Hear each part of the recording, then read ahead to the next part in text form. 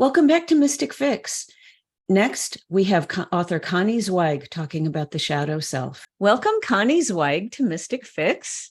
You are the author of the book, Meeting the Shadow on the Spiritual Path. And that intrigues me a great deal. As someone who's done a lot of spiritual work, I think I have been one to not want to go to the dark side. I think we spiritual types tend to talk about positive affirmations and keeping in the love and light. So tell us why the need to approach that shadow self. Okay, so let me step back for a bit and be sure that people know what we mean by the shadow. Yeah, please. Because there's a lot of misunderstanding about it. So in 100 years ago, when psychology was first being launched, psychiatrist Carl Jung coined the term personal shadow to refer to all of the material, all of the contents, feelings, actions, wishes, aspirations that are hidden from view, that are not in our conscious awareness. So they're in the dark, not in the light. Mm-hmm. They are the feelings and behaviors that are forbidden or taboo, and therefore that are not lived out. And now we know that the body and mind are one. And so the shadow is not a corner in the brain somewhere. Uh-huh. It's in every part of us. There's material repressed in our muscles and our nerves and in the whole body mind, in our feelings. So when we're really small and we're taught by the parents and grandparents and clergy and teachers that something is wrong or bad or forbidden, we learn not to do that or not to feel that. If anger is bad, you stuff it away in the shadow. If your artistic talent is deemed a waste of time, you stuff it away in the shadow and don't express it. And so it doesn't have to be, quote, negative material. It's only negative in relation to the ego, the conscious personality. Mm. So anything at all can become shadow content. So for me, I started meditation when I was 19, and as you say, really longed for the light, really longed for awakening, had a dream that the whole world could become enlightened if everybody meditated and so on. And then I began to see that there were actually issues in this community that were hypocritical. There was sex when we were told to be celibate. There were lies. There was coercion, financial issues, and so forth. So after about 10 years, I left. And I began to read Jung, and I went into Jungian analysis and began to work with my dreams and encounter some of my own shadow material. What had been repressed because I built a spiritual persona in this community where there was a kind of a group think about how we should feel and how we should behave. And so there was a persona developed. So what had gone into my shadow? Well, my career ambitions, my relationship to money had gone into the shadow. My sexuality, my developmental needs for emotional intimacy had gone into the shadow. And so I did a book called Meeting the Shadow, which was an anthology, a collection of a lot of different expert thinkers about this issue.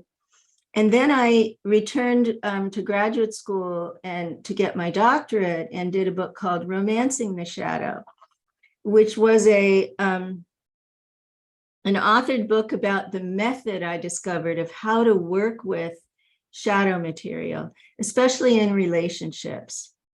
And then I became a clinician, a practicing psychologist for about 30 years. And in my late 60s, I wrote The Inner Work of Age, Shifting from Role to Soul, which is about the shadows that we meet as we grow old in our ageist culture. And so this extends shadow work for people in midlife and beyond. And during this time, I had written my dissertation on shadow and spirituality. And I had an early version of a book called The Holy Longing, which I then decided to revise this year as Meeting the Shadow on the Spiritual Path. So this is a very updated, current examination of our spiritual yearning, our longing for transcendence and for awakening, and how that can lead us to encounters with the shadow. And the context is kind of the post-Me Too movement, which looked at sexual shadow in secular settings like the workplace and the military and so forth. But they didn't look at it in religious or spiritual arenas. So I thought that was really necessary. So I began this research, and, Julia, I was just shocked to discover how many allegations of abuse there are now in contemporary communities. Sure. And whether they're Christian or Jewish, shamanic or Vedanta or Buddhist, all denominations now, teachers are acting out their shadows in ways that are really harmful to their students. So in the classroom, you're saying they're doing Sorry? this? You're saying they're doing this in the classroom? Well, these are not classrooms. It's not academic settings. Oh, These okay. are sanghas and monasteries and Okay, like spiritual teachers, mentors. spiritual teachers. Got it. Okay. Yeah. So this is in clergy, swamis, roshis, rabbis. So across denominations in the spiritual world, the teachers, the clergy are acting out power, sex, and money shadows. And I needed to understand why this was happening. And I wanted to use depth psychology, which is the understanding of the unconscious, to explore, why are these teachers doing this? What are they needing? What are they communicating in this shadow behavior? Why are the students remaining and not speaking up? How did they become so devoted with such blind faith that they've lost their voices and their agency? And so there's this teacher-student dynamic going on that I wanted to explore. Yeah, you're making me think of Osho. You're making me think of Bikram yoga. There was a big scandal there. And yeah, that is fascinating. Now, would you say you're seeing it mostly with men, or is it equally with women who are in a teaching? So chapter 5 of the book has dozens of these stories, these anecdotes, like Osho and Bikram, but also many, many more. And the majority are male teachers because the majority of teachers are men, right? Got it. So most of them, but there are women. There are also reports of women acting out in harmful ways. And there are a few of those in the book. Interesting. So what is your solution? Is there a solution to this? So before we go to that, let's kind of talk about why this might be happening. Okay. As you probably know, there are many, many people now having breakthroughs in consciousness, right? At the same time that we're seeing multiple interconnected crises around the planet, we're also seeing spiritual breakthroughs. And if you know the podcast, Buddha at the Gas Pump, Bat Gap, there are, I think, 700 interviews now of people who are having experiences of awakening. They're having states of consciousness of, they might call non-duality or unity or transcendence. And part of what's happening is that they don't have either an intellectual framework or a moral framework for understanding this. And so they pronounce themselves teachers, and they begin to gather followers.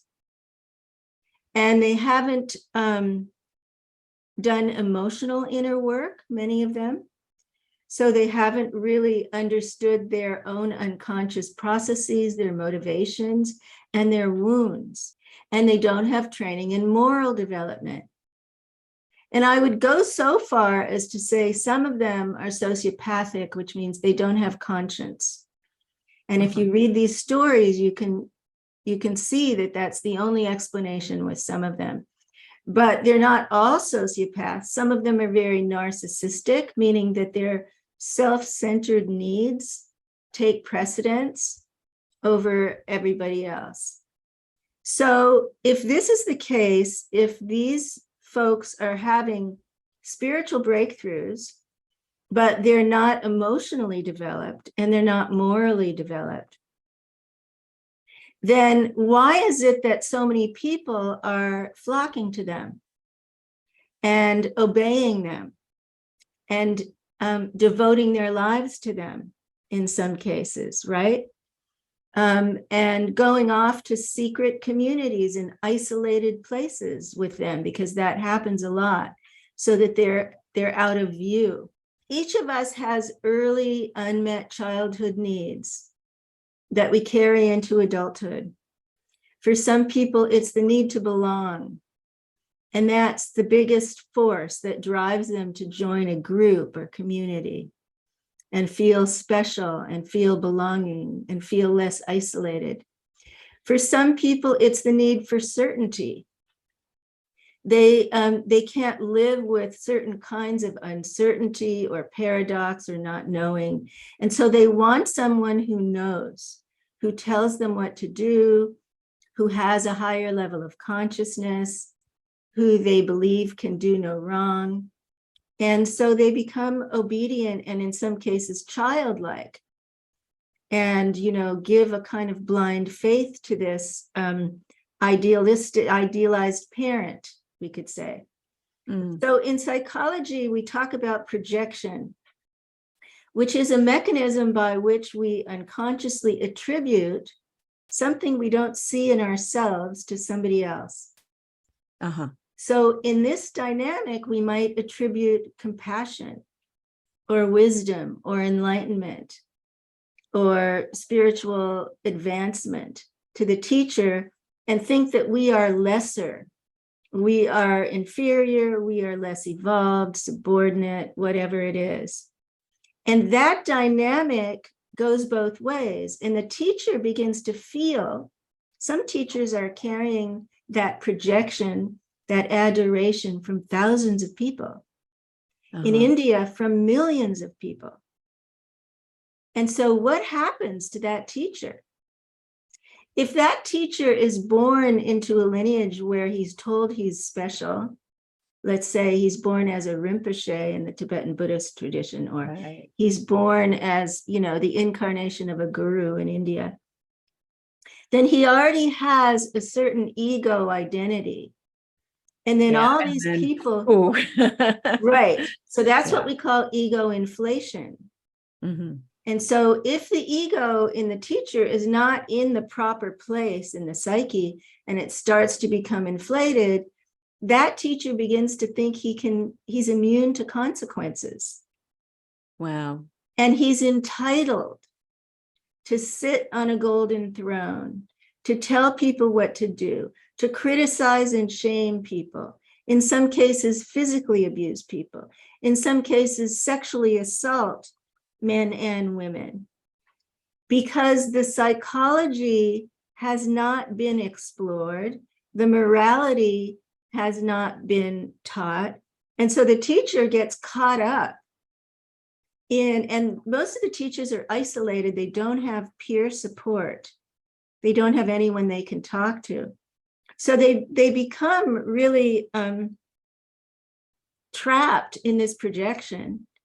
And the students, the believers, the disciples do as well. Some of them believe they can only awaken through this intermediary. or they Yeah. can only feel belonging through this community, or only know what's right through his teachings. So what's the answer then? What do you suggest? Does your book tackle that? There are some people who are more susceptible to this than others.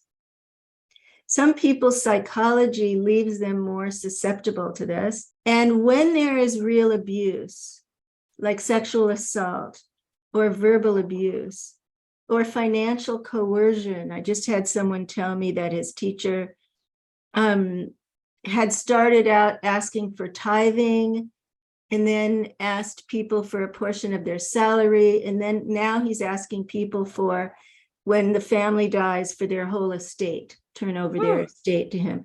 So there are these, these stories about this abuse. So when this starts happening and people begin to feel betrayed and traumatized, many people suffer from post-traumatic stress syndrome. So what are the symptoms of that? Anxiety, nightmares, reliving the experience, let's say rape. And post-traumatic stress needs certain kinds of treatment for recovery. So does sexual trauma. So does betrayal trauma. And this kind of religious or spiritual betrayal, for me, requires what I call spiritual shadow work. So in my earlier books, I explored how to work with the shadow in all of the secular domains, in relationships, at work, in aging, with friends, and so on. So now, how do we do shadow work in the spiritual arena?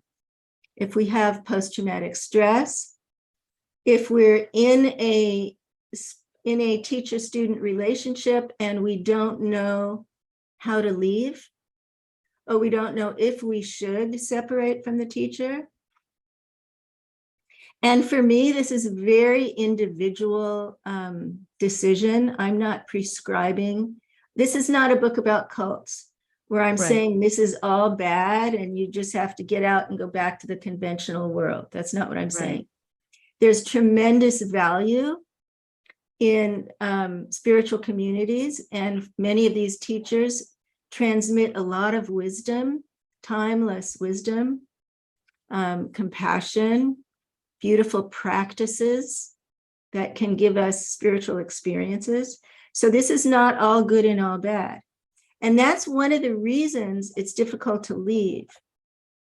So for me, recovery is about spiritual shadow work and beginning to examine the projection. What have we given away to this teacher that we can't see in ourselves? Wow. And begin to look at our own, how do we experience our own light, our own wisdom, our own compassion, and begin to pull back or reclaim the projection onto the teacher that gives him so much power.